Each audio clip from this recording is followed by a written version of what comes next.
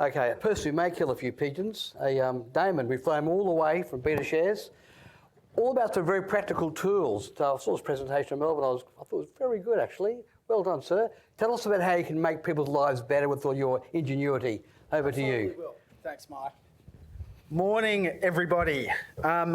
So today I'm going to talk to you about some practice development tools that you can use in your SMA transitions. We'll talk about some insights that we've sort of discovered over the last few years, and hopefully that might give you a little bit of help if you're making these decisions and moving forward with SMAs yourself. I'll also preface this by saying that all of the insights in here are based on the Betashares experience. Now that could be obviously quite different for yourselves depending on who you're dealing with, but what we have found is some commonality amongst or challenges that commonly come up. So if we look at these, if we go through these, what you'll find is that some of the challenges that originally come up, research and comparing data, that can be really difficult.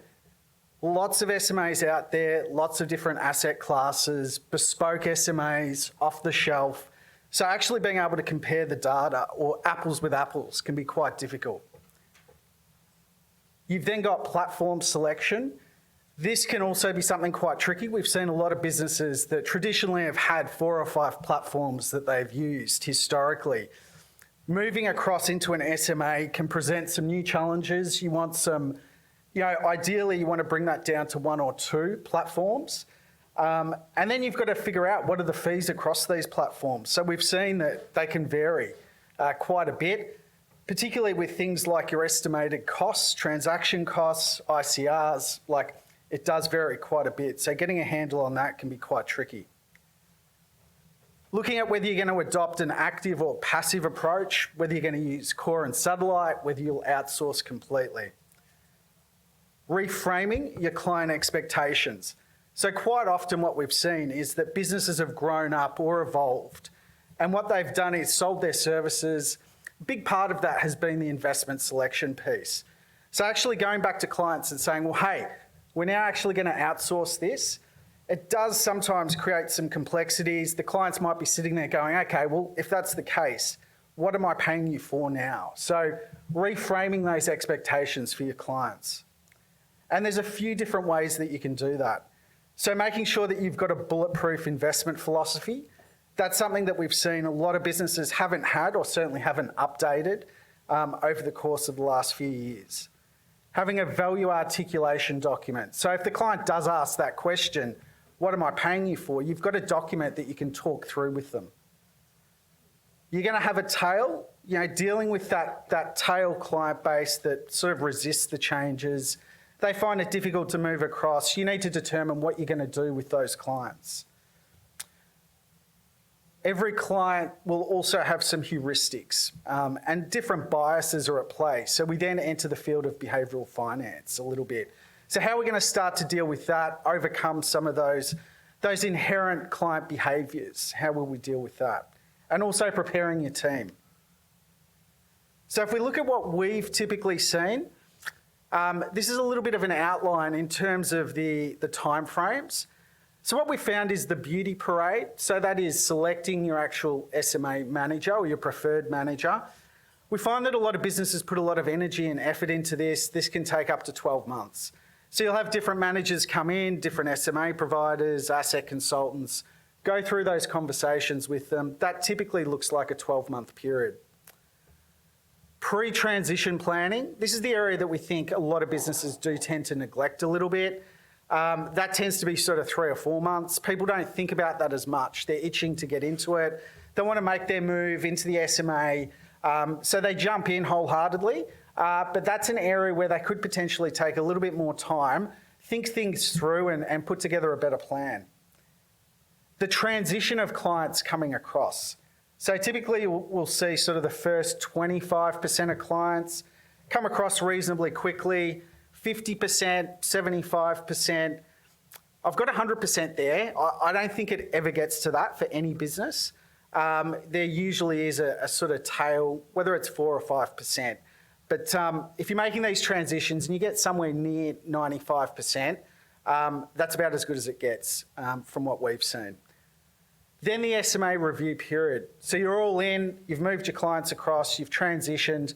What we then see is that people will typically start making their judgment as to whether the SMA has performed for them and met their expectations.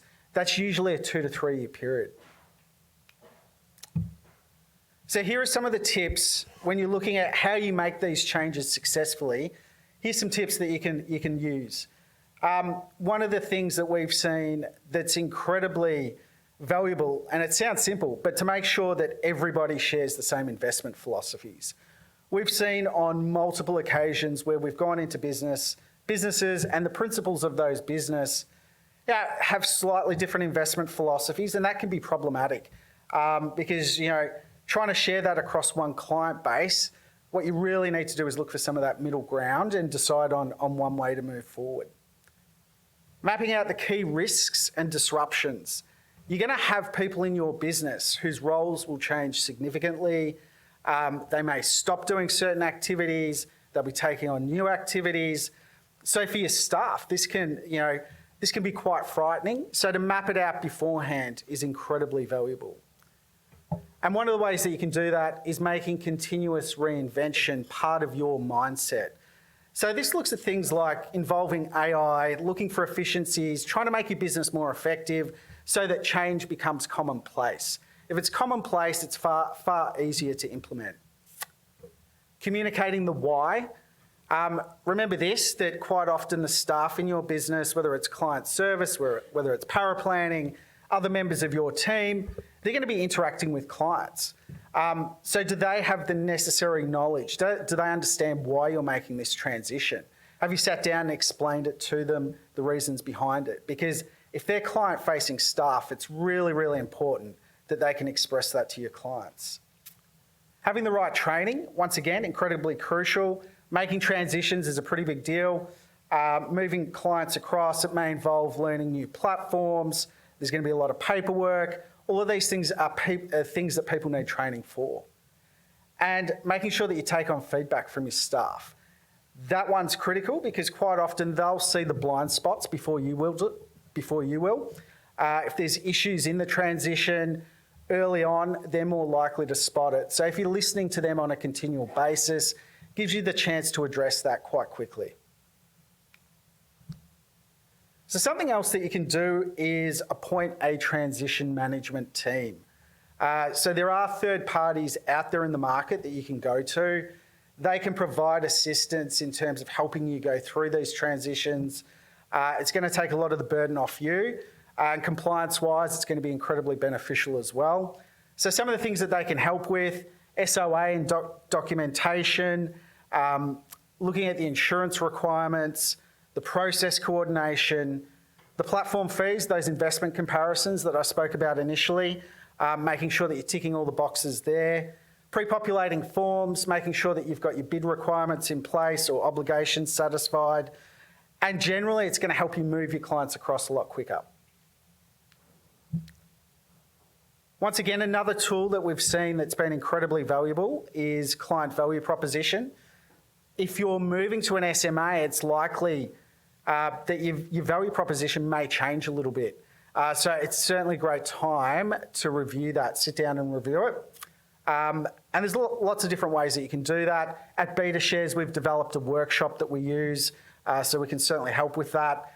But there's lots of benefits to your business. So first of all, it helps you reassess what your ideal client looks like. Prospective clients will get a stronger message as to what your true value is and what you stand for in the marketplace.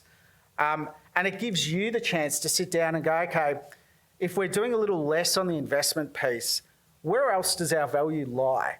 And once again, that might help you in assessing where you dedicate more resources to as you move forward. So how do you create that? As I mentioned, we've got a model. We've based it off some of the work of a gentleman called Alex Osterwalder, who is a Swiss business theorist. He's created the CVP canvas. But what that looks at is essentially pain points, solutions, how your firm matches those pain points and solutions that your clients are facing. It looks at the firm uniqueness and firm performance, so we look for the intersection of that. We want to tease that out and make sure that the things that you're basing your value proposition on, that you are good at, and making sure that it is reasonably unique in the market. Then, of course, you want to be able to share that message, so take it to market.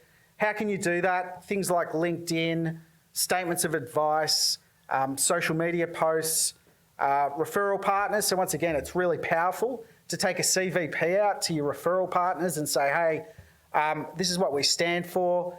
That's great if they're talking to potential clients that they're going to refer into your business. Looking at developing an investment philosophy. And this is a really big one. And as I said, we found that most of the businesses that we've seen make transitions may have had something in place, but it's certainly not as strategic as it could be. And I think this is some of the important stuff. A really good investment philosophy, it's going to show your clients what your framework is for making decisions and how you've based those decisions, what your beliefs are. And so that's really important when you're putting together an investment philosophy. You want to consider your own beliefs, what you've grown up with. Are you a believer in active management? Do you believe in core and satellite? Do you believe in passive, smart beta? There's a whole ton of stuff that you can work through, but the starting point should always be your own beliefs and what you've grown up with. A really good investment philosophy doesn't need to be any more than 3 or 4 pages. I've seen some that sort of range up to 20, 30 pages as basically a list of every single product that firm's used.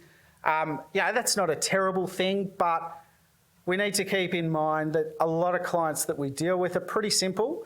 Their attention span to this type of stuff is reasonably short. So we're looking for information that's going to be digestible for them.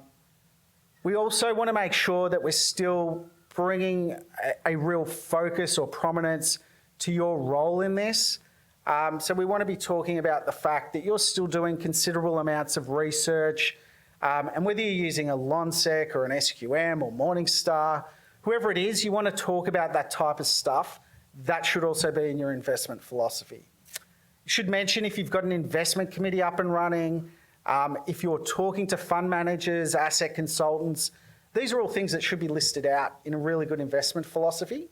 And what it does is, not only is it a great thing for your existing clients should pick this up and go, yeah, I get it. I understand why they've invested my money in this particular way. It all makes sense.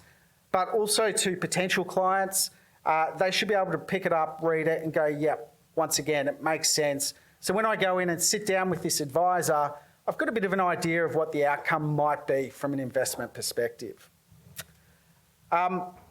Don't be overly prescriptive. We've seen some where people will say, look, if you've got a sum of $500,000, we're going to do this. If you've got a sum of $650,000, we're going to do this. You want to have it so that it does present a framework to clients, but it is a bit of a balancing act. You don't want to be overly prescriptive because people will call you out on it. The client that's got $501,000 will come in and go, well, why aren't you giving me the stuff that you give to clients with over 500 or less than 500? So just be a little bit careful of that. I've touched on some of these just before, but some of the other things that you want to put in there. Are you a believer in dynamic asset allocation, strategic? Are you going to use core and satellite? We've seen people mix and match. We have seen some people that do develop different investment philosophies for different segments of their client base. So that's another way that you can do it. Active versus passive, what's your view on that? Do you think that it's one or the other? Do you think there's the potential to combine them? What are your views on rebalancing? How often do you do it? What sort of leeway do you give before you rebalance? What's your views on tax and turnover? Obviously for active funds versus passive, the results there are going to be quite different. Are you managing for tax? Is that a consideration for you? Fees, over the long term, extra fees can add up. So what's your view? Are you prepared to pay a little bit extra in the hope that you get outperformance? Or do you forego that and just try and minimise fees for clients over the long term? It's really important to talk about behavioural coaching. This is a really big part of what we do as an industry, right? When black swan events come along, we see people getting in at the wrong time, getting out at the wrong time. We've all seen the cycle of market emotions. That's something that you guys have got to deal with your clients. It's a really big part of what we do. And if anyone's seen the Delbar studies, it's really interesting. Over the long term, the average US equity investor, the average market return's about 10.5%. The average investor gets about 8%. So there's a 2.5% differential, and that's just based on undertaking the wrong activity at the wrong time. So your ability to talk clients through that should be a part of your investment philosophy. How do you do your asset allocation? What's your views on that? How do you undertake risk profiling? Do you do that on a yearly basis with clients? Is it set and forget? Your views on diversification across different markets, diversifying within markets as well. Approach to fees, I talked about that. The other critical thing is that if you can find some academic research that backs up your beliefs, that's incredibly powerful in an investment philosophy. Whilst you will have some trust that's been built up with your existing clients, for prospective new clients, if they can read through an investment philosophy and it's got some actual academic rigour to it, very powerful. Touched on it earlier, how do we articulate value? There does need to be a bit of a reframe. As I said, some businesses have grown over 15, 20, 30 years. Initially when they started in our industry, they would have been talking to clients about the fact that, hey, we're here to pick investments for you. We'll mix different investment styles. If we see problems, we'll get you out. We'll bring you new opportunities. So we've kind of trained clients to think of us as investment pickers. We're moving into an SMA. We now need to retrain clients a little bit. So how do we articulate value? When they ask that question, well, what are you doing for me now? How are we going to talk to them about it? Professional services, it's really hard to articulate value. It's a lot easier with products. If you go and buy, a sandwich and they charge you $8, you know exactly what you're paying for. There's a couple of bits of bread. You can see the salad that goes into it. You see the people making it. You might see some machinery out the back. You kind of get why you're paying what you are. With financial planning services, it's very, very different, right? So it's our responsibility to bring this to light, to tease it out so that clients can see it. What has been the typical approach that we've seen? This is kind of how it works. We talk to our clients about the fact they come in, we do the fact find, we set up some strategies for them, we talk about the implementation, we talk about the value of that particular strategy, and that's a big part of what we're doing. We then might talk to them about the investment piece. This is what we've put together for you, this is the portfolio, this is how it's going to look. And then we talk to them about reviewing and education. We'll say, well, look, as we continue on this journey, we're going to catch up with you every 6 months or 12 months. We're going to keep you up to date. If we need to change the strategy, we will. This is kind of how it's been based that we've seen so far. We've put a new framework around this, and when we sit down and talk with businesses, we make this a very bespoke piece. So we'd tailor it to your particular business. But one of the things that we look at is, first of all, obligations and systems. So when we're talking to our clients, we need to be reminding them of all these obligations that we have as part of running our business and part of servicing them and providing value add to them. So if we look at this, we've got AFSL requirements. Obviously, there's adherence to legislation. And we should be talking to clients about this. It should be giving them comfort, right? We need to tell them about the best interest duty. Hey, we've got a legislative requirement to do the best thing by you that we can. Why not tell them about the fact that we pay for professional indemnity? Sit down and say to our clients, well, look, there is a bit of a safety net for you whilst we hope and we don't plan that anything would ever go wrong. If it does, you should know that we pay for this cover. Should also be telling them about CPD. We undertake certain amounts of training each year to keep up to date so that we can provide you the most up-to-date services. The CSLR, whilst it's not popular, once again, it is a selling point, right? It's another protection mechanism for our clients.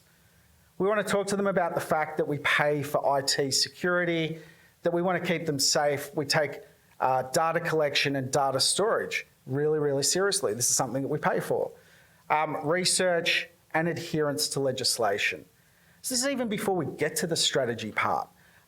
So from a client's perspective, if you're talking them through this document, we haven't even gotten onto some of the general stuff that we do, it's starting to look pretty powerful and it's giving them a sense of what sits under the iceberg.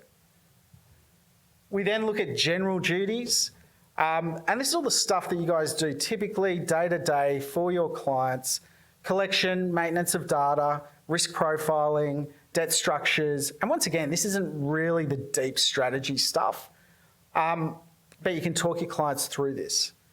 Then we look at the advice and dangers of no advice. So I always think it's really important to point out to clients, well, look, there's lots of traps when it comes to financial strategies. So I think it's really important to tease that out. So, well, look, this is what could go wrong if you don't have advice. And then we can actually talk about the strategy piece itself. So you start to see this is really building out that value articulation piece. And I think if you sit down with any client, talk them through this, and they're still asking the question, what am I paying you for? You don't want that client. Get rid of them. Sounds harsh. Behavioural finance, emotions, come into play when we're making changes for clients. Once again, something that we need to understand. But look, there's lots of different factors. Finance, it's about the current financial situation, people's personal values, what their internal money scripts are. That's the way that we've grown up thinking about money. The advice piece itself, how simple are you making it? How digestible? Are you highlighting the right bits of information? The client, every client's going to be going through different emotional stages in their life. Every client behaves differently. So once again, we need to take into account that not everyone's cognitive abilities to understand change are the same. So we may need to be a little more patient with some clients. Your team, how on board are they? How well can they express what you're doing? And social, the social interactions. So your clients are going to have lots of different social networks. Herd mentality. People love to be doing what everyone else is doing. And if everyone remembers GameStop, there's the perfect example. Everyone jumped on and we saw the result. So if you're talking to your clients about making a transition, why not say to them, well, look, so far we've got 75% of our clients have moved in or transitioned their money across, and we're anticipating, that'll reach into the high 90s. So give your clients a sense of how many other people are doing the same thing. The salience effect, that is basically people are more accepting of change when there's familiar facets to it. That's why I've got the Microsoft logo there. After what happened recently, it's probably not such a great choice. But if there's big names in your new portfolios, highlight those to your clients. Have a long runway.